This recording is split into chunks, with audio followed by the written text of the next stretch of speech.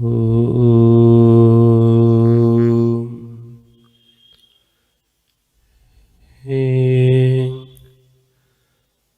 वाङ्मे मनसि प्रतिष्ठिता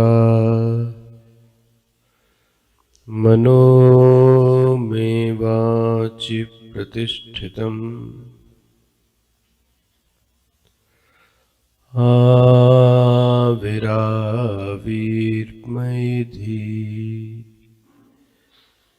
वेदस्य ममानिस्थः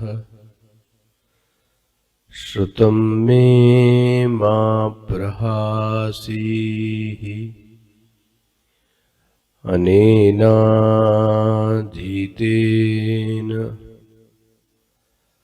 अहोरात्रान् सन्दधामि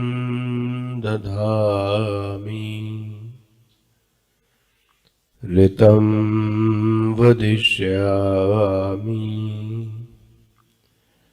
सत्यं वदिष्यामि तन्मामवतु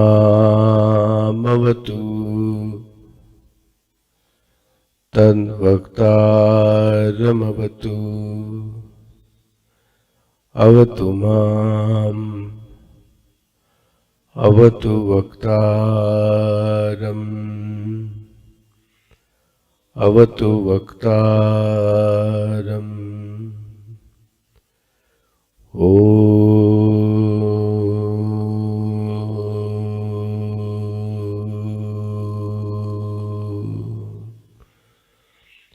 शान्तिः शान्तिः शान्तिः।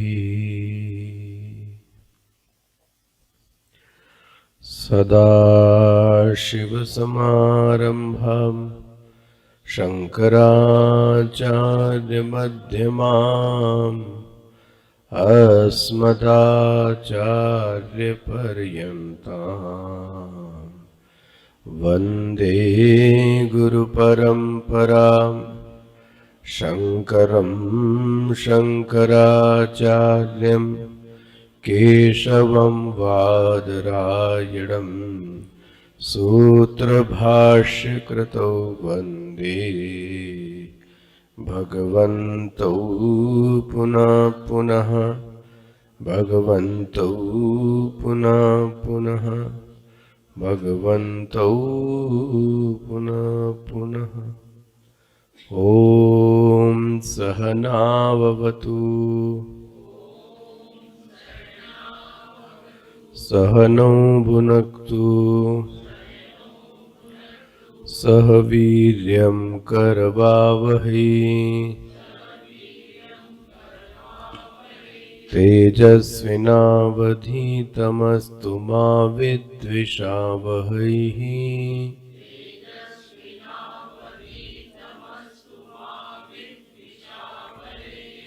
ॐ शान्ति शान्ति शान्तिः।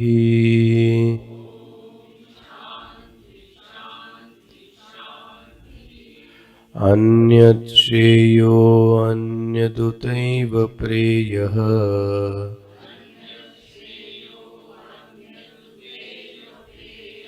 ते उभे नानार्थे पुरुषगंसि नीतः।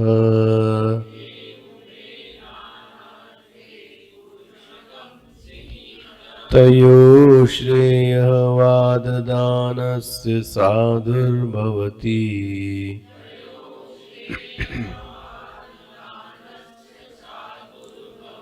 हीयते अर्थाद्यो प्रेयो वृणीते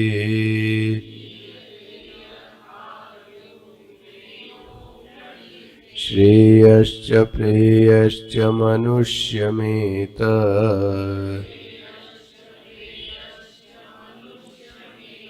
तौ सम्परीत्य विनिनक्ति धीरः।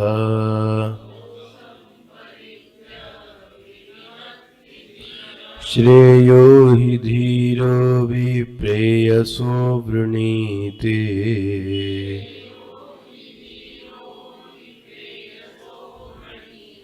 प्रेयो मन्दो योगक्षेमाद्वृणीते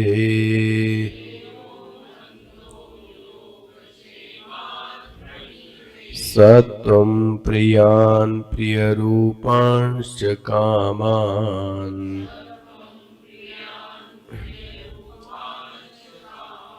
अविन्ध्यायन्नचिकेतोऽत्यसाक्षीः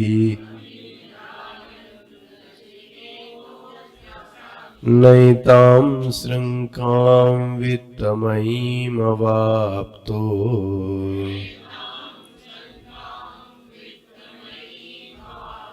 यस्यां मज्जन्ति बहवो मनुष्याः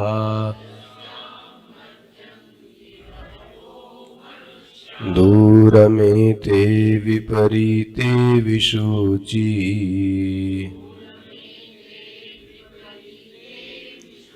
अविद्याया च विद्येति ज्ञाता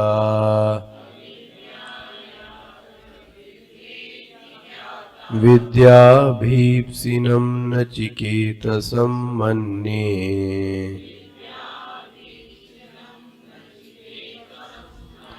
न त्वं कामा बहवो लोलुपन्तः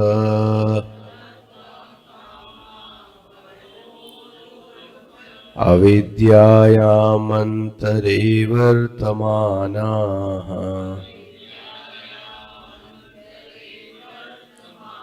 स्वयं धीराः पंडितं मन्यमानाः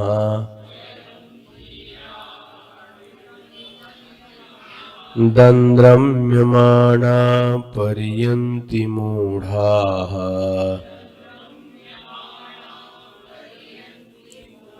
अन्धेनैव नीयमाना यथान्धाः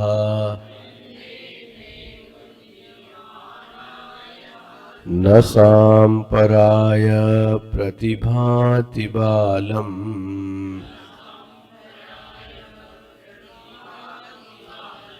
प्रमाद्यन्तं वित्तमोहेन मूढम्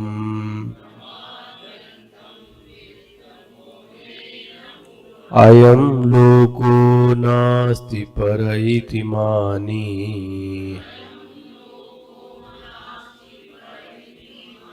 पुनर्पुनर्वासमापद्यते मे पुनर्पुनर्वासमापद्यते मे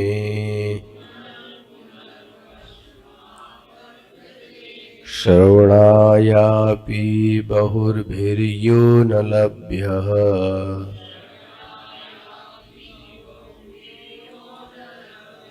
शृण्वन्तोऽपि बहवोऽयं न विद्युः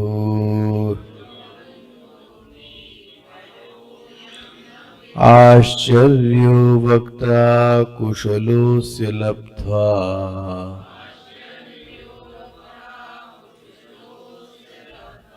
आश्चर्यो वक्ता कुशलोऽस्य लब्ध्वा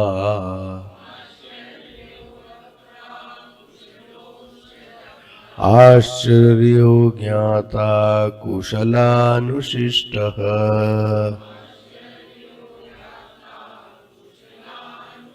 श्रवणायापि बहुर्भिर्यो न लभ्यः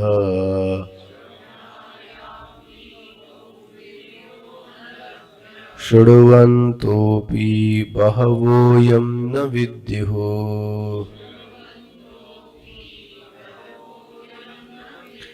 आश्चर्यो वक्ता कुशलोऽस्य लब्ध्वा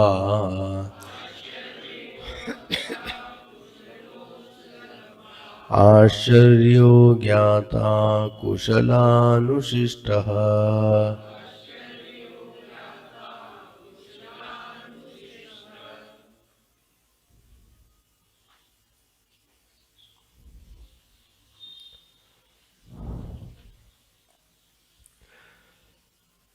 अतः एव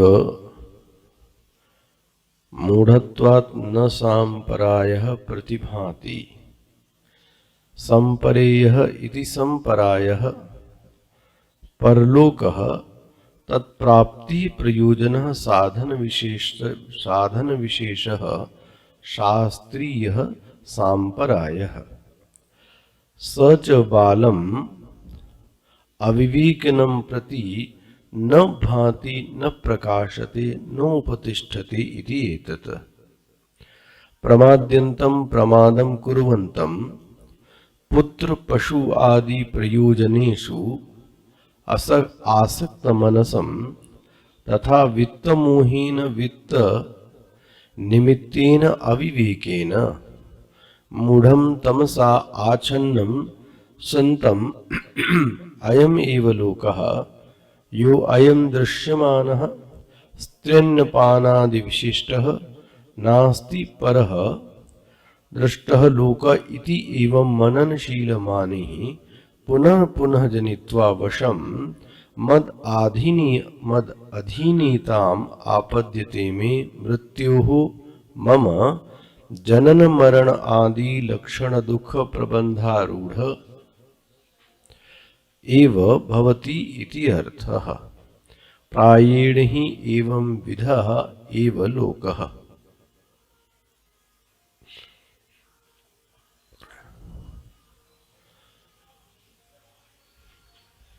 तो साधक के वर्ण की निंदा करने वाले लोगों की श्रुति वर्णन करती है और साधक को सावधान करती है कि वह अपने वर्ण की प्रशंसा की समर्थन की अपेक्षा लोगों से न करे। लोगों का जो असमर्थन का भाव है, निंदा का भाव है, वह उचित ही है, वह साधक के वर्ण की परीक्षा के लिए है।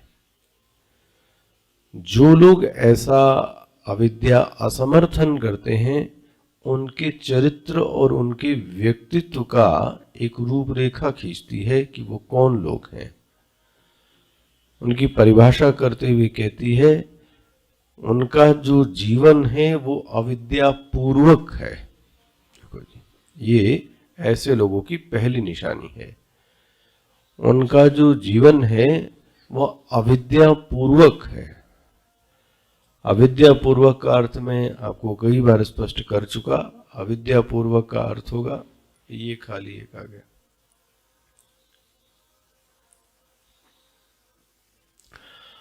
अविद्या पूर्वक का अर्थ होगा कि जीवन में जो भी कर्म, जो भी इच्छा, जो भी आशा है उसके पूर्व में अविद्या है। जैसे कोई व्यक्ति अंधेरे में चले तो उसके चलने के पहले ही आगे क्या है? अंधेरा है। ऐसे ही यह व्यक्ति जो भी इच्छा करता है, जो भी इसका ज्ञान है, तो मैं मतलब इसके लिए एक सिर्फ आपको शब्द दिखा रहा हूं। गीता में मोघाशा मोघ कर्माणा मोघ ज्ञाना विचेतसः, देखो मोघाशा कहा गया, मतलब एक तो आशा है और एक मोघाशा है। आशा ठीक है, आशा प्रतीक्षे संगतगम सुंदरताम च, इसकी बात भी हुई। लेकिन अविद्या पूर्वक जब आशा होए, जहां आशा करनी चाहिए वहां आशा न करके उससे और बड़ी आशा की जावे, इसको बोलते हैं मोघाशा। ध्यान रखना, यहां बैलेंस रखना है। मैं ये नहीं कहना चाहता कि आप निराशापूर्ण जीवन जिए, ऐसा कहने का कतई मायना नहीं है। लेकिन ऐसी जगह आशा क्यों जहां बंजर है? अब बंजर है और बंजर दिखता नहीं, इसका कारण क्या है? बोले अविद्या। एक व्यक्ति से इतनी आशा कर लेना कि वो उन आशाओं को पूरा नहीं कर सकता, तो जब अविद्या पूर्वक आशा की जावे तो ऐसी आशा को मोघाशा बोलते हैं। देखो, ऐसा जो ज्ञान है उसको मोघ ज्ञानः बोलते हैं, मोघ विचेतसः बोलते हैं। ये एक गीता के श्लोक में आपको मिलेगा।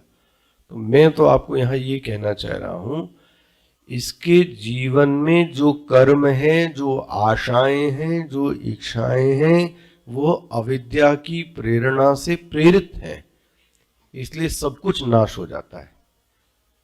कर्म भी नाश हो गया, इच्छा भी नाश हो गई, आशा भी नाश हो गई। क्योंकि अविद्यायाम अंतरे, क्योंकि इसके जीवन के नेतृत्व करने वाली कोई जो नेत्री है, वह नेत्री अविद्या है। जब लीडर ही ऐसा अविद्या में होगा तो फिर प्रजा का क्या क्या हाल होगा, आप सोचो।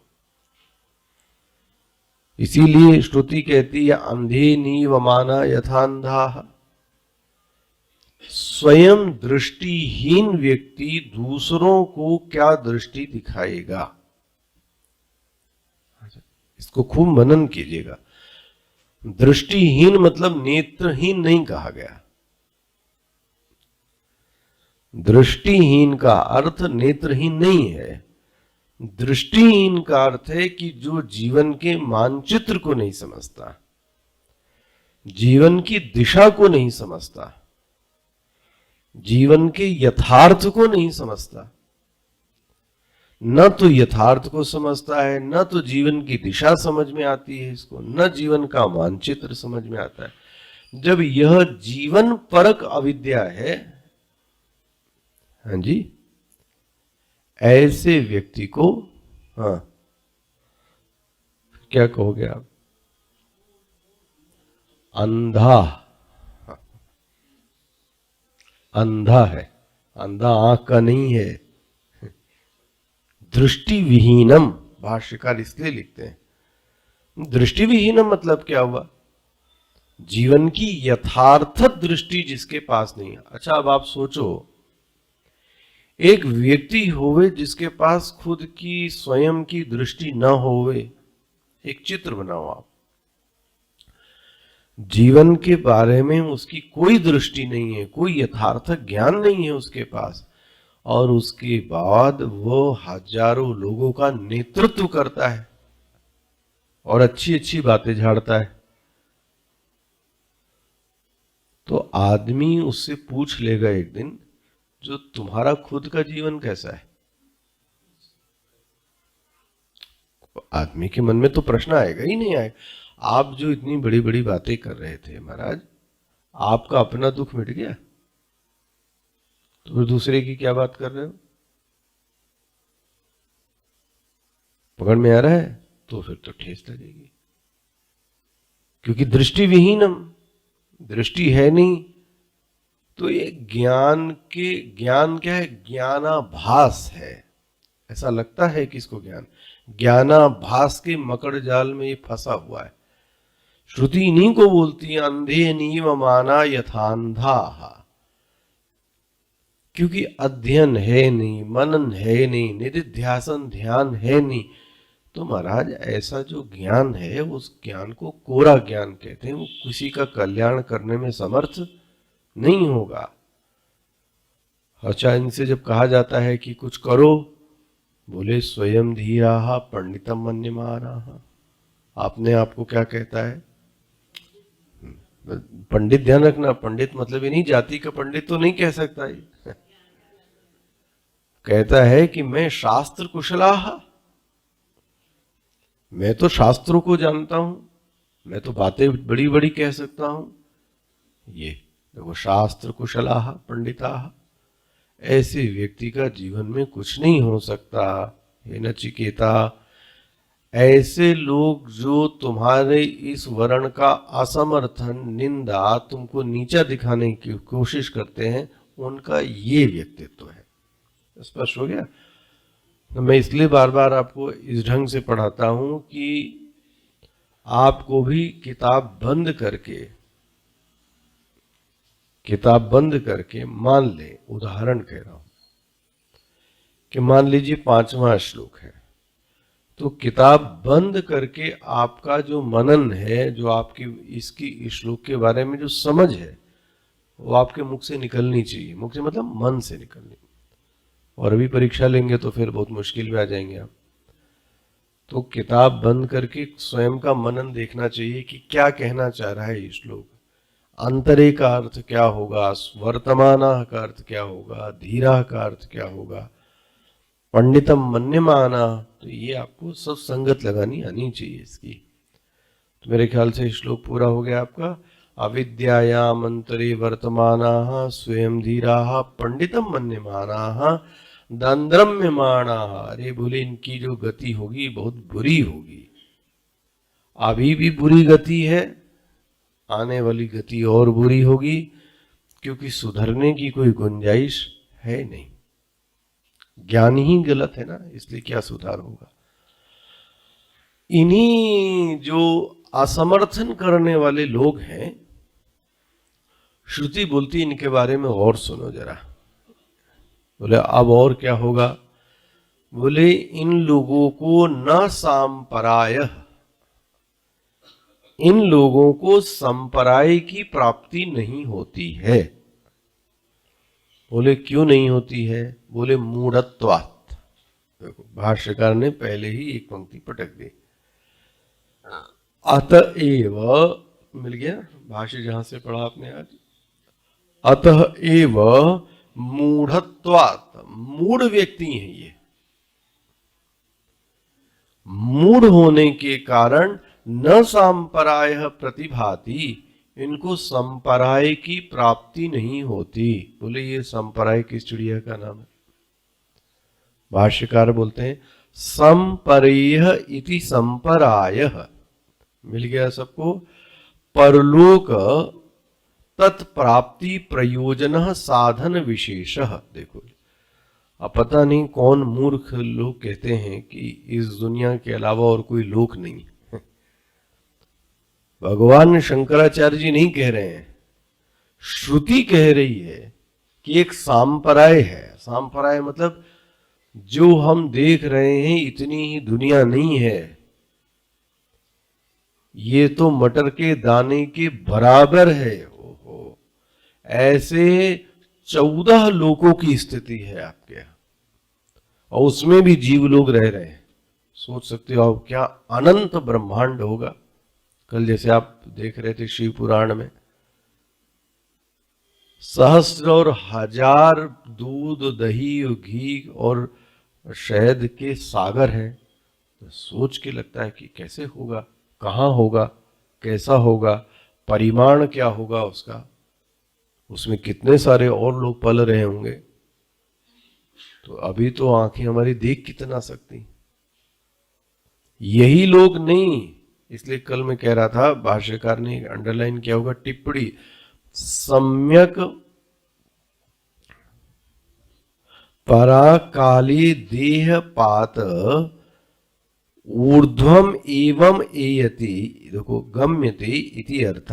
इसका अर्थ क्या करेंगे, सम्यक पराय ईयते।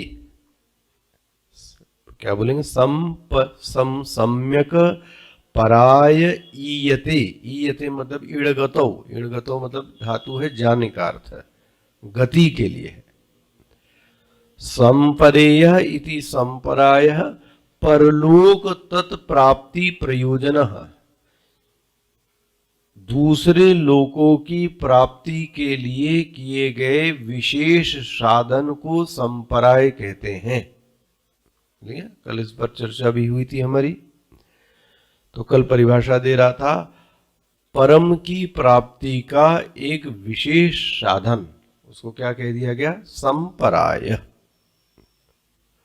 इनको वो भी प्राप्त नहीं होता। बोले क्यों नहीं प्राप्त होता इनको। अभी ये पंक्ति बोली जाएगी, समझ में आ गया। इन लोगों को संपराय की भी प्राप्ति नहीं होती। संपराय मतलब मरने के बाद किसी अच्छे लोक की भी प्राप्ति इनको नहीं होती। इसी को बोला था कि इनकी गति बड़ी कुत्सित है। इसी को बोला था कुत्सिल कुटिल गतिम। यहां बोले संपराय, इनको मरने के बाद अच्छी गति प्राप्त नहीं होती। भाष्य देखिएगा, अंडरलाइन कर लीजिएगा। साधन विशेष, साधन सामान्य नहीं भैया, कुछ विशेष प्राप्ति के लिए कुछ विशेष यत्न भी तो करना पड़ेगा। दैनिक दिनचर्या से तो दैनिक चीजें ही प्राप्त होंगी, कुछ विशेष प्राप्त करना है तो कुछ विशेष करना पड़ेगा, और विशेष लोक प्राप्त करना है तो विशेष अनुष्ठान, विशेष पूजा, विशेष उपासना, कुछ विशेष तो करना ही पड़ेगा। तो विशेष साधन विशेष, सामान्य साधन नहीं है ये। कैसा है? साधन विशेष है, और ये मनगढ़ंत नहीं है, शास्त्रीय।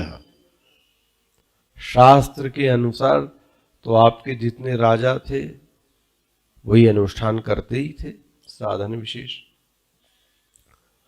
इन लोगों को संपराय की भी प्राप्ति नहीं होती है। बोले महाराज क्यों नहीं होती? बोले ये मूढ़ है।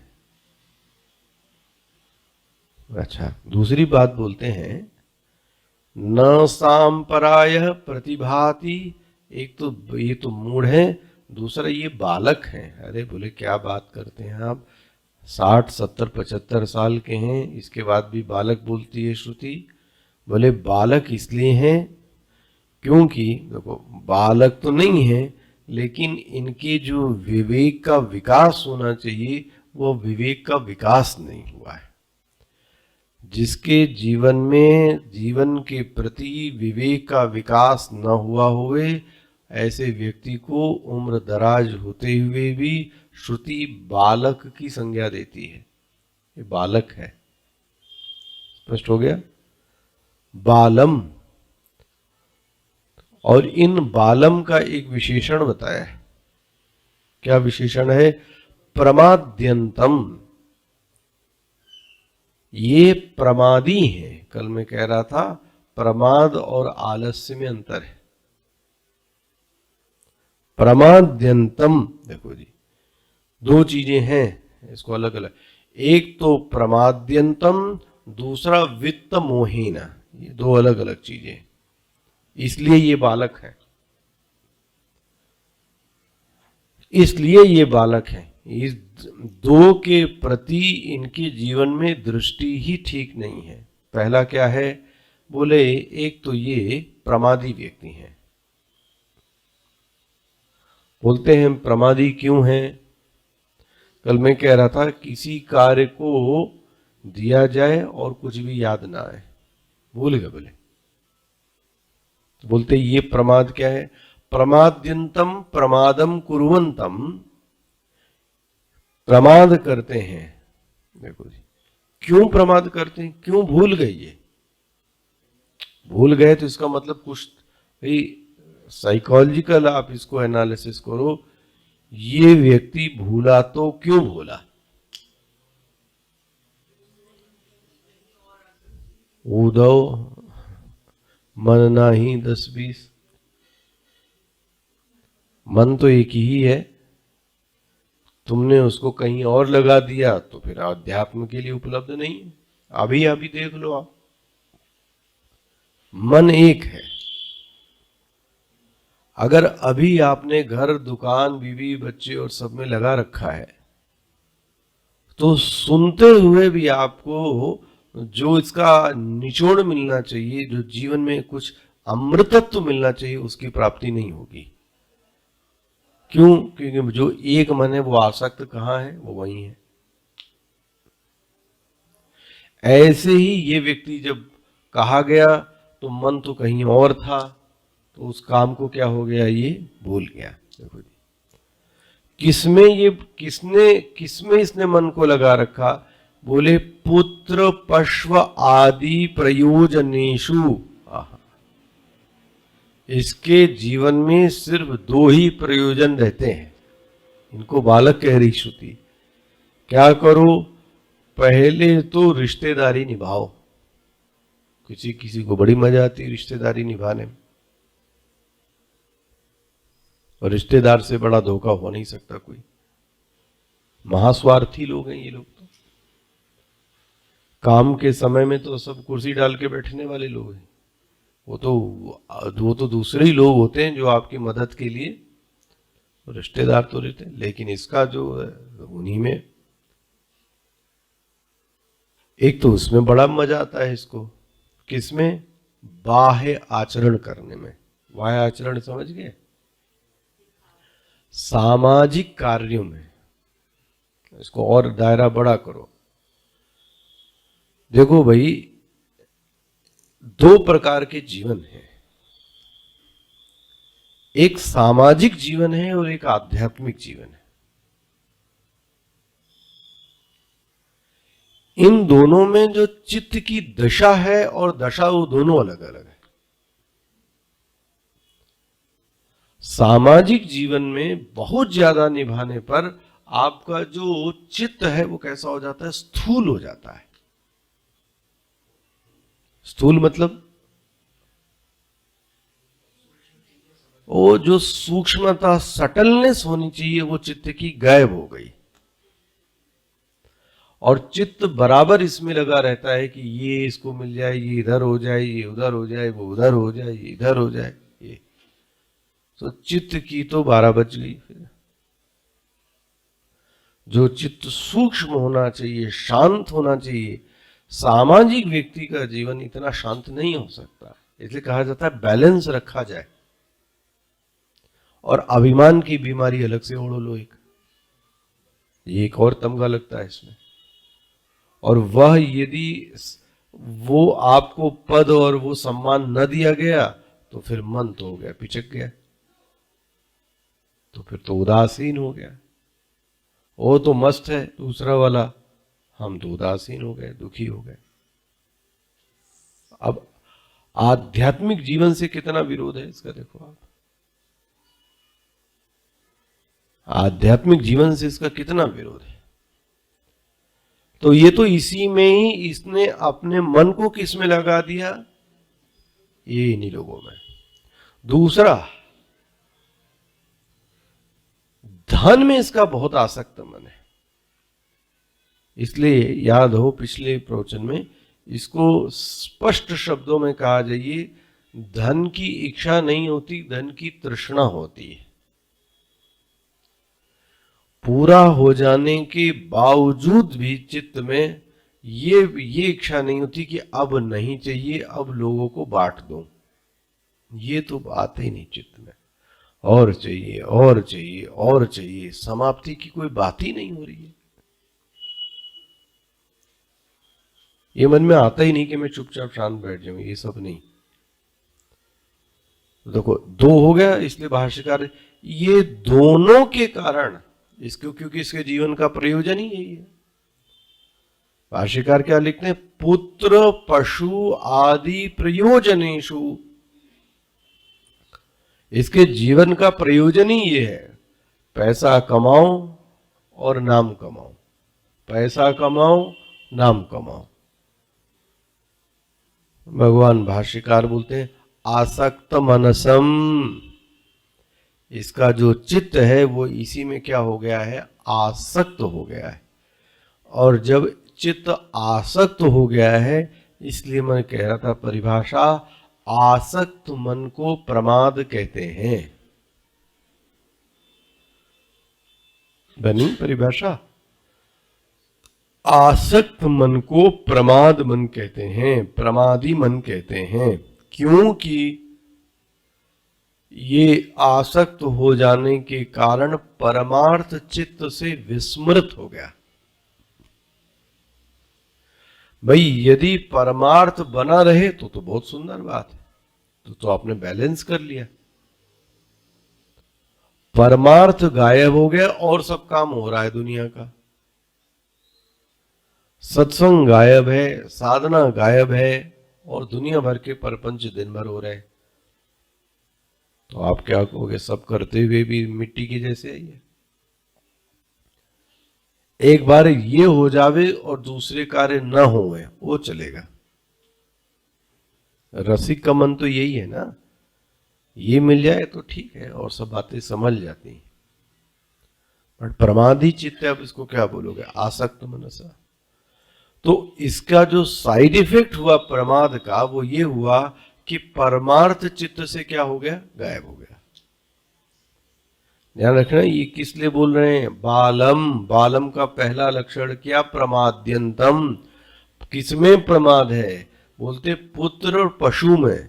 और जब पुत्र और पशु में प्रमाद हो गया, अब मन आसक्त हो गया, तो चित्त में से जो परमार्थ था वो तो विस्मृत हो गया। अच्छा भाई, यही नहीं, एक बीमारी तो ये थी ही थी, दूसरी एक और है। वो क्या है, वित्त मोहेन मूढ़म। महाराज, इसको वित्त का मोह है, ये बड़ी बीमारी। वो क्या बोलते हैं, इस शब्द को देखना, वित्त मोहेन मूढ़म। ले, बोले महाराज आप धन की क्यों इतनी निंदा कर रहे हो, और धन की कतई निंदा नहीं करता परमात्मा। जो अच्छा अध्यात्म है वो कभी निंदा नहीं करता। ये तो पक्की अध्यात्म ही इस बात को कहता है कि जो वित्त है वो व्यक्ति की आवश्यकताओं की पूर्ति करता है। धन ही व्यक्ति को कुछ हद तक निर्भय बनाता है। धन ही व्यक्ति का जीवन का पालन करता है। ये स्पष्ट है, नहीं दरिद्र सम दुख जग माही। दरिद्रता से बढ़कर तो जीवन में कोई दुख ही नहीं। देखो, तो दरिद्रता की तो निंदा की गई, लेकिन यहां देखो भाष्यकार क्या लिखते हैं, वित्त वित्त वित्त की निंदा नहीं है, वित्त मोहेन मूढ़म। इसका जो वित्त में मोह जागृत हो गया है, ये निंदनीय है। देखो जी, इससे क्या हो गया, तो इसमें जो मननीय एरिया है वो ये है, वित्त मोहन का जो साइड इफेक्ट है जीवन में, क्यों इसको मूढ़ कहा गया, मनन कर सकते हैं। वित्त मोहन शब्द का साइड इफेक्ट क्या आएगा,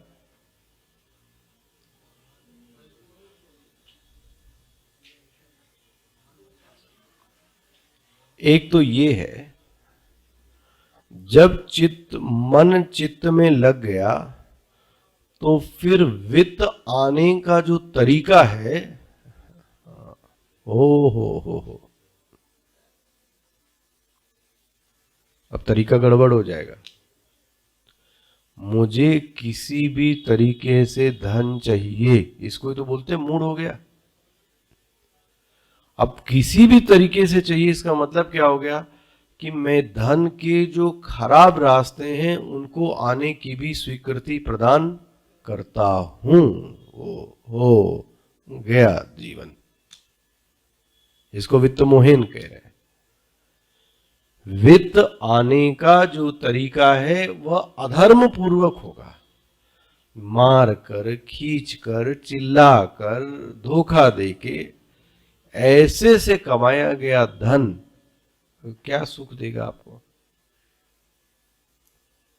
स्वयं वो व्यक्ति कलपता ही रहेगा।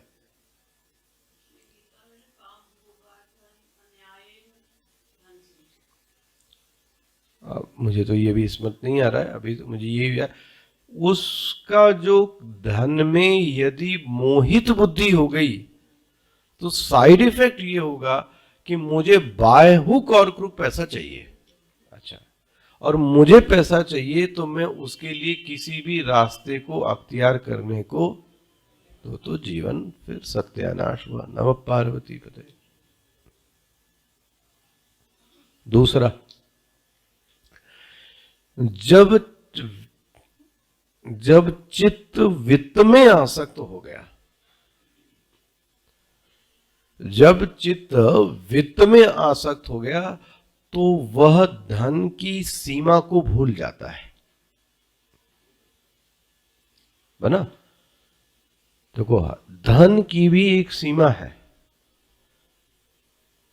चाहे आश्रम हुए, चाहे परिवार का जीवन हुए, आदि झगड़े का जो कारण है वो धन है।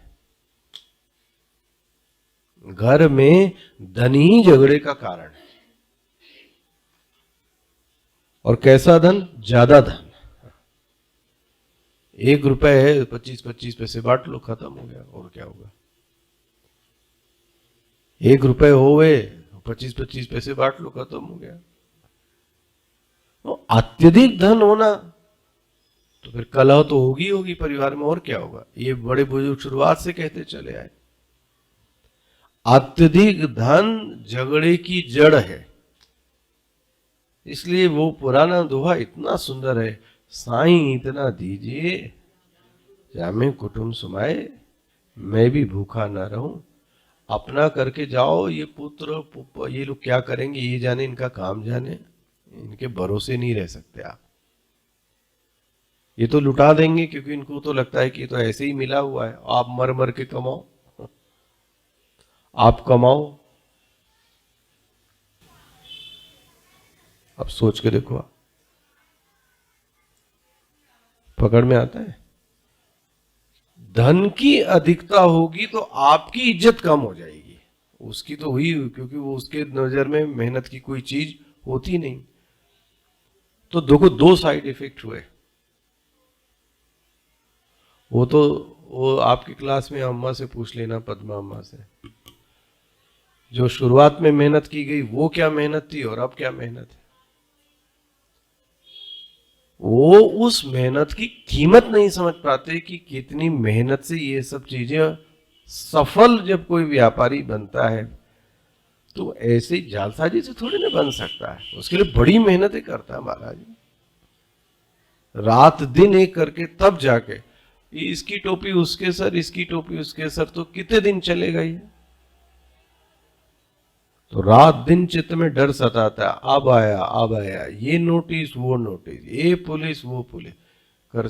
तो जो धन है भी, उस धन को भी चित्त क्या करता है? एंजॉय रखा है, एंजॉय नहीं कर सकते। उल्टा डर और लगता है कोई मार ना दे, कोई हमारे ही परिवार का आदमी छीन न ले, झपट न ले। भाई, झगड़े की 3 जड़, जर्जरू और जमीन, स्पष्ट है। तो भाष्यकार के लिए वित्त बुरा नहीं है, वित्त मोहेन मूढ़म। वित्त मोहेन मूढ़म का अर्थ हुआ, जब चित्त वित्त में मोहित हो गया तो 2 घटनाएं घटेंगी। ये आपको मनन करना पड़ेगा, ये नहीं मिलेगा आपको भाष्य में। एक तो वित्त के आने का जो तरीका होगा वह अधर्म पूर्वक होगा, पहला। दूसरा, वित्त की जो सीमा है वह व्यक्ति क्या हो गया? भूल जाएगा। धन की भी अपनी एक सीमा है, याद रख लेना।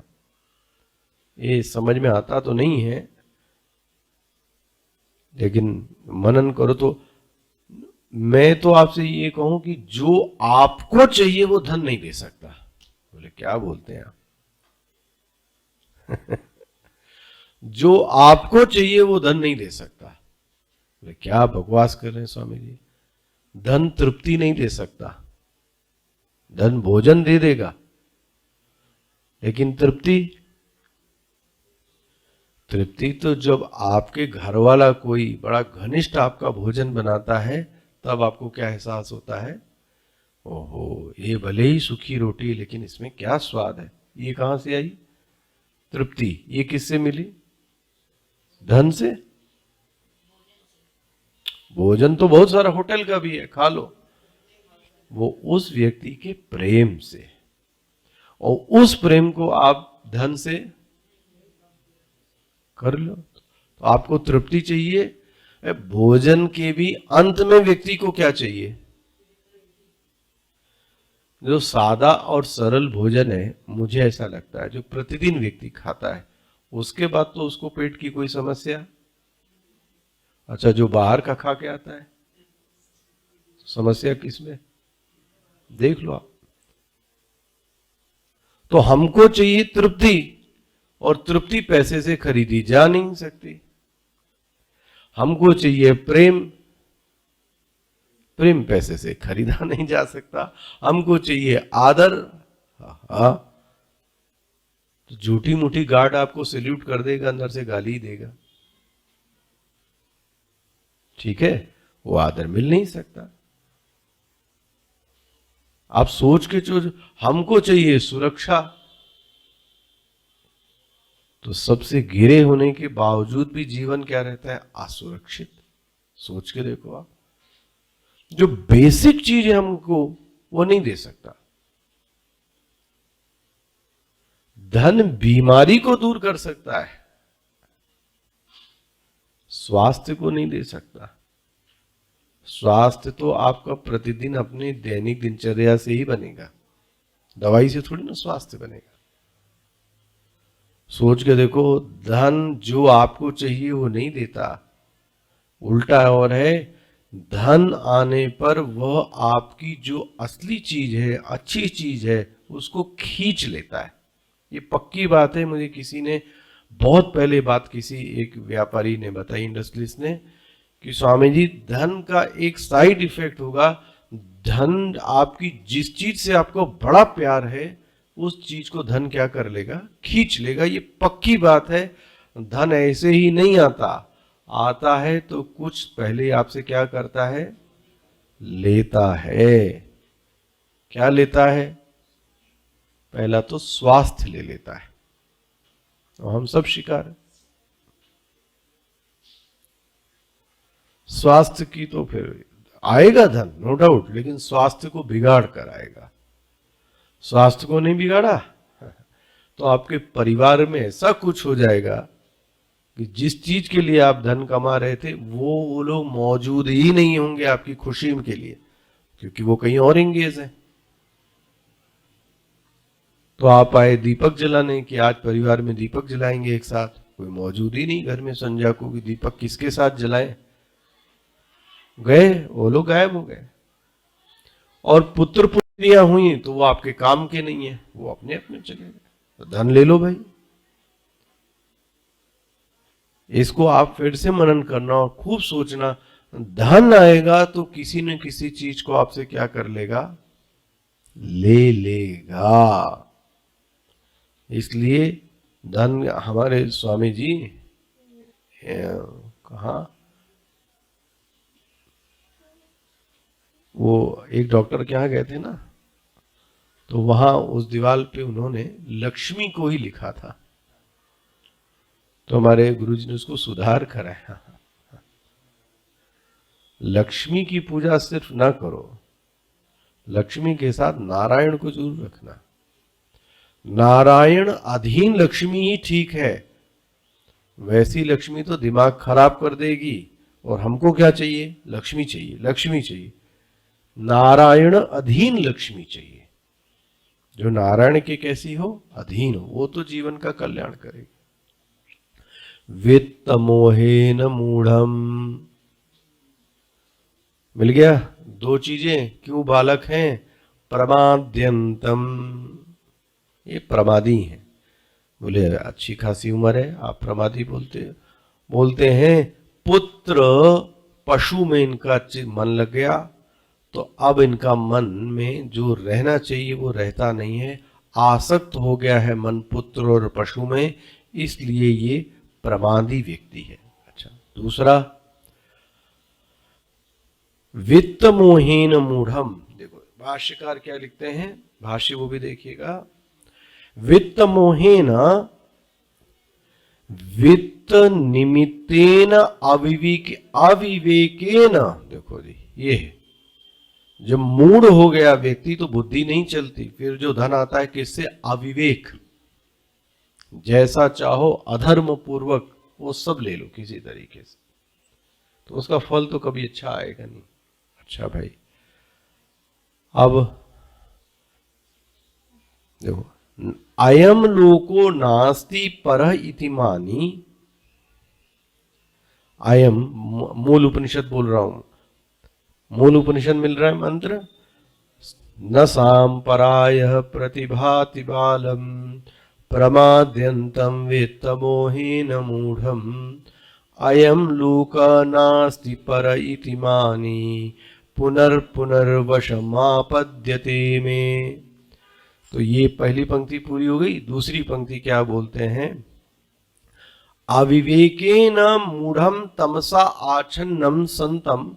तो विवेक तो ऐसे व्यक्ति का हो गया खराब, बुद्धि तो रह नहीं गई। तमसा आच्छन्नम, देखो जरा किसा तमस छाया हुआ है, बातें तो करो आप।